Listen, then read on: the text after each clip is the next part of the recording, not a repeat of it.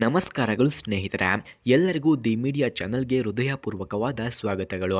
ನಿಮ್ಮ ಮುಂದೆ ಇಂದು ಸ್ಪೆಷಲ್ ಎಪಿಸೋಡ್ನಲ್ಲಿ ನಾವು ಒಬ್ಬ ಧೈರ್ಯಶಾಲಿ, ಪ್ರಾಮಾಣಿಕ ಮತ್ತು ಜೀವನದ ಹೋರಾಟವನ್ನು ಗೆದ್ದ ಹುಡುಗಿ ದೀಪಿಕಾ ಅವರ ಕಥೆಯನ್ನು ನಿಮಗೆ ಹಂಚಿಕೊಳ್ಳಲಿದ್ದೇವೆ.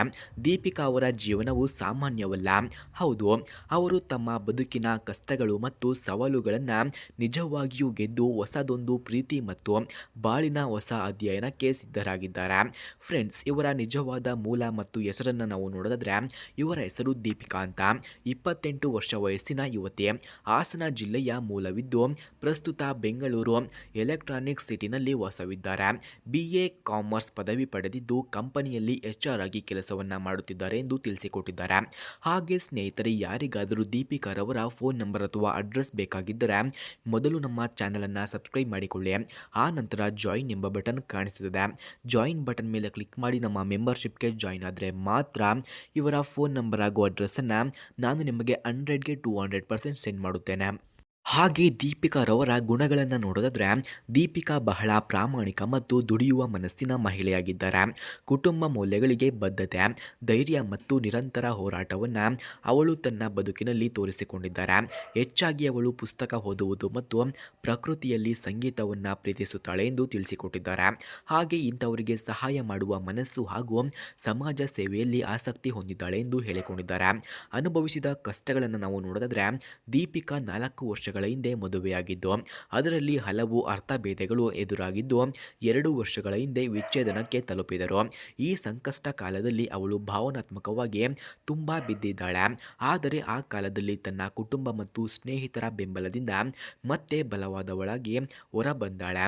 ಹಾಗೆ ಅವಳು ಹೇಳುತ್ತಿದ್ದಾಳೆ, ಅಂದು ನಾನು ನನ್ನ ಜೀವನದ ಕತ್ತಲೆಯೇ ಕಂಡೆ, ಆದರೆ ನಾನೇನು ತೊರೆದು ಹೋಗಲಾರೆ ಎಂದು ನಿರ್ಧರಿಸಿದೆ ಎಂದು ಹೇಳಿಕೊಂಡಿದ್ದಾರೆ. ಹಾಗೆ ಇವರ ಕುಟುಂಬದ ವಿವರಗಳನ್ನು ನಾವು ನೋಡೋದಾದ್ರೆ, ದೀಪಿಕಾದ ಕುಟುಂಬವು ಸತತ ಬೆಂಬಲ ನೀಡುವವರಾಗಿದ್ದಾರೆ. ಹಾಗೆ ತಂದೆ ಕೃಷಿ ತಜ್ಞ, ತಾಯಿ ಗೃಹಿಣಿ, ಒಬ್ಬ ಅಣ್ಣ ಸಾಫ್ಟ್ವೇರ್ ಡೆವಲಪರ್ ಎಂದು ಹೇಳಿಕೊಂಡಿದ್ದಾರೆ. ಇವರು ಬೆಂಗಳೂರಿನ ಎಲೆಕ್ಟ್ರಾನಿಕ್ ಸಿಟಿನಲ್ಲಿ ನೆಲೆಸಿದ್ದಾರೆ ಎಂದು ಹೇಳಿಕೊಂಡಿದ್ದಾರೆ. ಹಾಗೆ ಮೊದಲ ಮದುವೆಯ ಕುರಿತು ಮಾಹಿತಿಯನ್ನು ನೋಡೋದಾದ್ರೆ, ದೀಪಿಕಾ ಅವರ ಮೊದಲನೇ ಮದುವೆ ಪ್ರೀತಿಯಿಂದ ಆಯಿತು. ಆದರೆ ವ್ಯಕ್ತಿತ್ವದ ಭಿನ್ನತೆ ಮತ್ತು ಜೀವನದ ಗುರಿಗಳ ವ್ಯತ್ಯಾಸದಿಂದ ಸಂಬಂಧದಲ್ಲಿ ತಾರತಮ್ಯಗಳು ಉಂಟಾದವು ಎಂದು ಹೇಳಿಕೊಂಡಿದ್ದಾರೆ. ಹಾಗೆ ಎರಡೂ ಕುಟುಂಬಗಳು ಬುದ್ಧಿವಂತಿಕೆಯಿಂದ ವಿಚ್ಛೇದನಕ್ಕೆ ಒಪ್ಪಿಕೊಂಡವು ಎಂದು ತಿಳಿಸಿದ್ದಾರೆ. ಹಾಗೆ ಈಗ ಅವರಿಗೆ ಬೇಕಾದಂತಹ ಸಂಗಾತಿ ಈ ರೀತಿ ಇರಬೇಕು ಎಂದು ತಿಳಿಸಿದ್ದಾರೆ. ದೀಪಿಕಾಗೆ ಈಗ ಬೇಕಾಗಿರುವಂತಹ ಸಂಗಾತಿ ವಯಸ್ಸು 30ರಿಂದ 37 ವರ್ಷ ಆಗಿರಬೇಕಂತೆ. ಸ್ಥಿರ ಉದ್ಯೋಗ ಮತ್ತು ಜವಾಬ್ದಾರಿಯುತ ವ್ಯಕ್ತಿಯಾಗಿರಬೇಕು. ಕುಡಿತ, ಧೂಮಪಾನ ಇಲ್ಲದವರು ಆಗಿರಬೇಕಂತೆ.